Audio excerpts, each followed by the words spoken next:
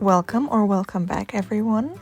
If you've seen my recent art haul, you've seen that I bought a Schmincke Horadam Potters Pink watercolor tube, and I'm very excited to try it out. And to fully try it out, I thought what would be better than to make a monochrome portrait. And if you see like below the tube, the sketch is the sketch I will show to you in a sec. It's right here.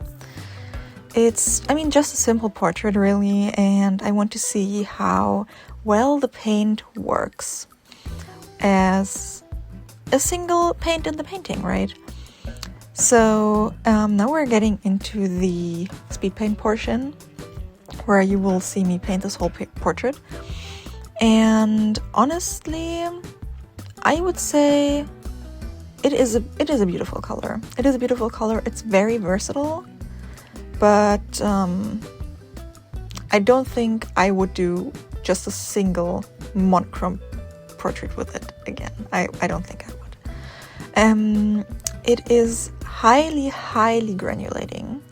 You can already see it in the hair, and there will be many more places in which it will be really obvious just how incredibly granulating it is, which I do really like granulating watercolors, don't get me wrong, but it is in some cases harder to control, definitely, and even harder to use effectively.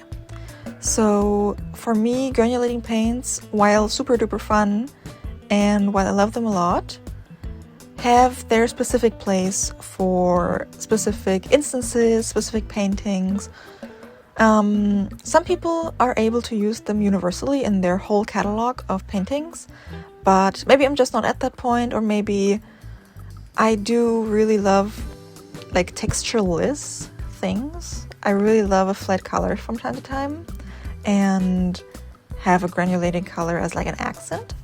That's that sort of thing I really love. So I don't know. I do want to try making portraits with other granulating paints as well, but preferably paints that have a broader value range than Potters Pink.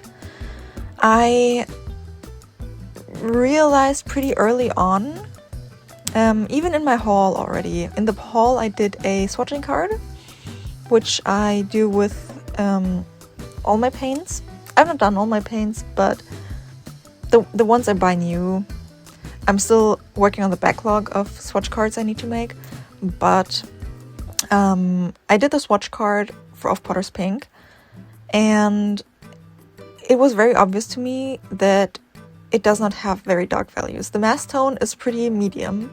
So here you can see me line it with a, I don't quite remember what the color is of the micron, but it's a reddish brownish micron in PN, so the plastic nib.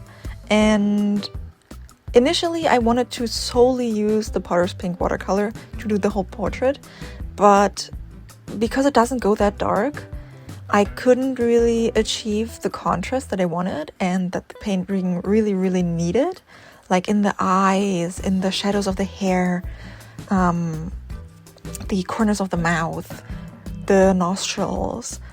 All those places needed to be darker. They needed to have more contrast, and I was able to give it to them just with the paint, I'm pretty sure you can see that the darkest shadows are not that dark with just the Potters Pink.